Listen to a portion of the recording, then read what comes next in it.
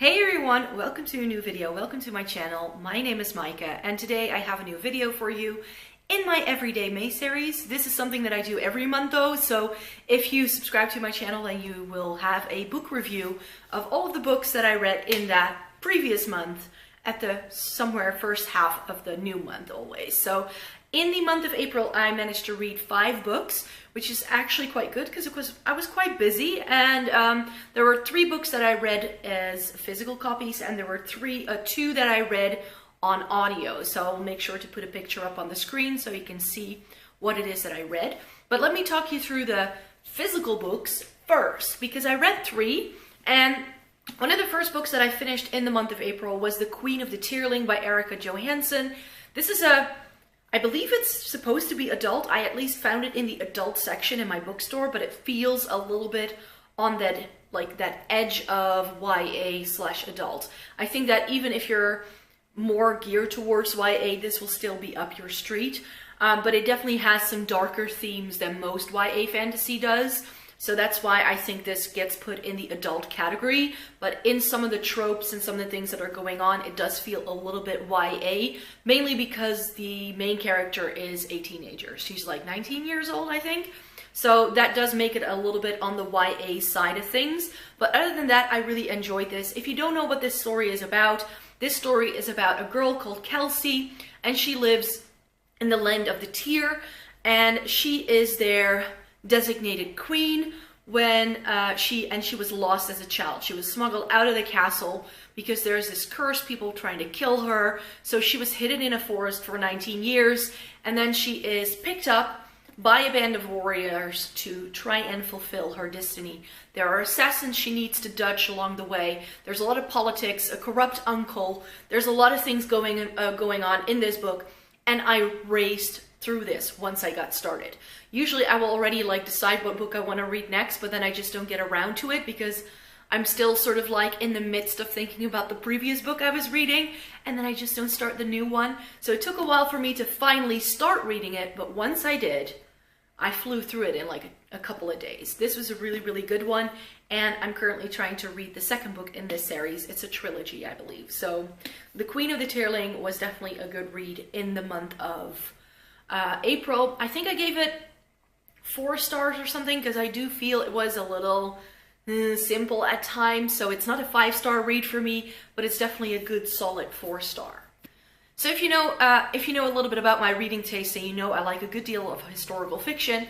And if that historical fiction involves a detective and it is set in Victorian London, then you know I'm going to like it. And that's what this book promises it will do. So this was right up my alley, because if I hear the words Victorian London detective, I'm game. I'm game. And the tagline on this is Arrowood, by the way. I didn't even say the title.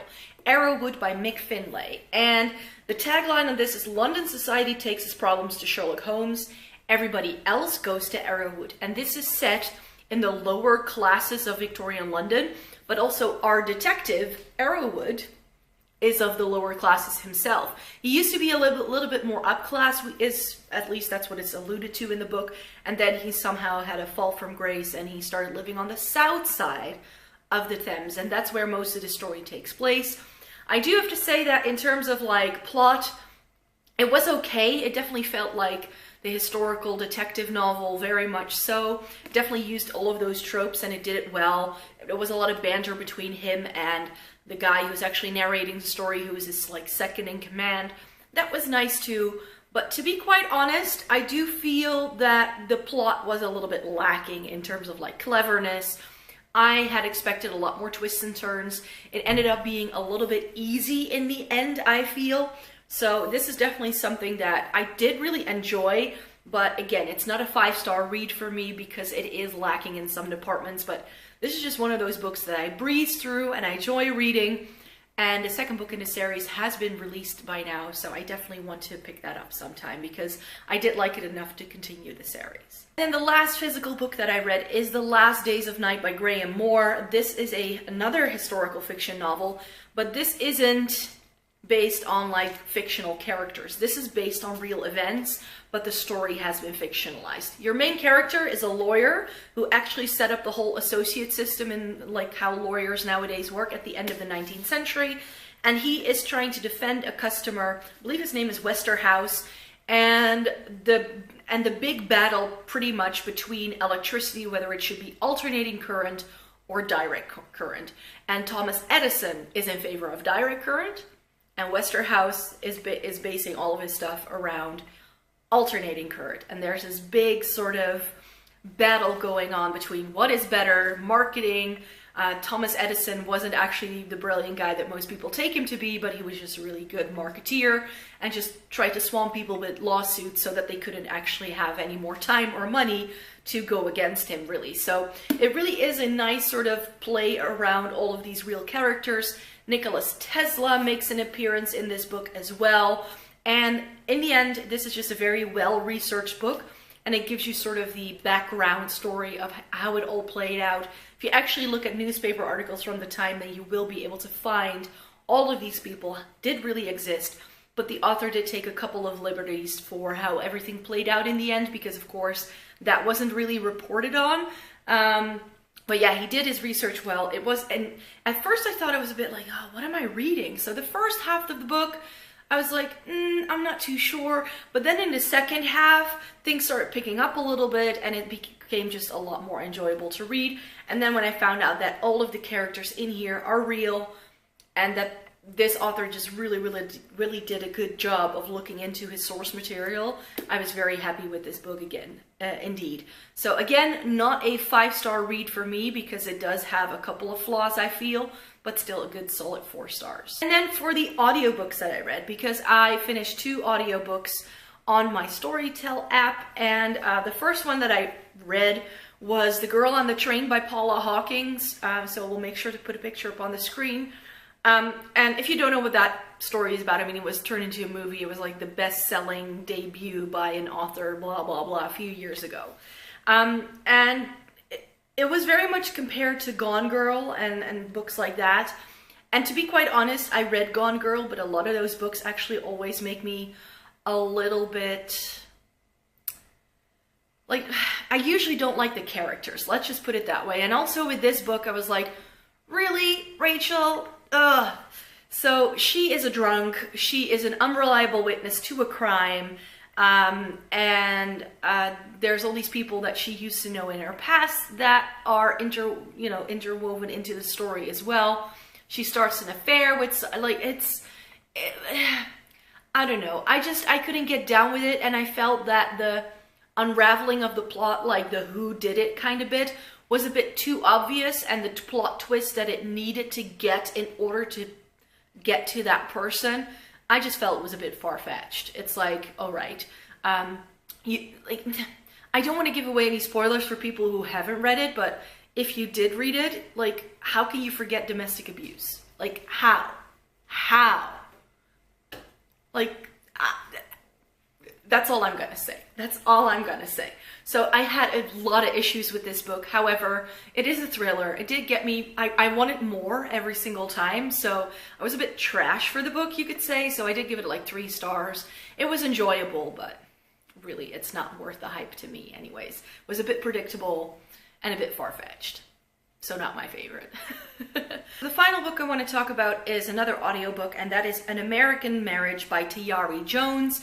This is a book that, again, that I listened to on the app, and this is about a newlywed couple. They have been married for about a year and a half. They're trying to decide whether they want to have children or not, and they are visiting his parents for like Thanksgiving, I believe. And then they are staying at a motel, and then he is accused of raping someone at the motel they're staying at. He's taken into custody and has to spend the next couple of years in prison. And it sort of talks about their life as, you know, he is in jail and she is not. And are you trying to go on? Do you still love each other? How does that play out? So I think that this book, again, wasn't my favorite because I couldn't really connect to the characters very well. I thought they were both quite flat, and I felt that towards the end of the story, they started taking decisions that I felt didn't line up with what the characters were saying or doing at the beginning of the story. And a lot of the story is told through like a letter exchange, which also makes it like a bit more slow-paced. But I do feel it's a very important book to read. So that's also one of the reasons why I wanted to read it, and why I think this is still like a good book, because it really gives you an insight into like being incarcerated, being wrongly accused of someone just because you have a certain skin color. So it really takes you down that road and sort of like the implications for everyone that you leave behind. So I think that was very well done in the story, and I don't know, but I just didn't really feel the story very well, and I felt that towards the end, some of the action just kept tumbling one like a little bit too fast over one another. Explanations weren't given, whereas in the first like 2/3 of the book, everything is very like pretty long-winded and well explained, and then all of a sudden the last third was like and I was like, okay, so what's going on now? And then especially when you're listening to it and you can't just like turn the page back, I felt that that kind of may have influenced my opinion of this book as well in that sense. It was well told. It was like a very enjoyable listening experience in that sense, but I felt that with some of the things I would have preferred to perhaps have a physical copy so I could have reread certain passages to really make sure I grasped everything, which with an audiobook, I sometimes just like have it on when I'm doing chores, and then you don't get the full gist of things, I think. But that being said, those were all of the books that I read in the month of April. Let me know in a comment down below what you have been reading. I would love to know. And if you'd like to give this video a thumbs up because you liked it, that would be lovely too. And subscribe to my channel. Currently, we're in the midst of Everyday May. I have a new video going live every workday of the week throughout the month of May. So Monday through Friday, new videos. So lots of stuff coming your way. Thank you very much for watching. I hope you have a great day, and I hope to see you in my next video. Bye!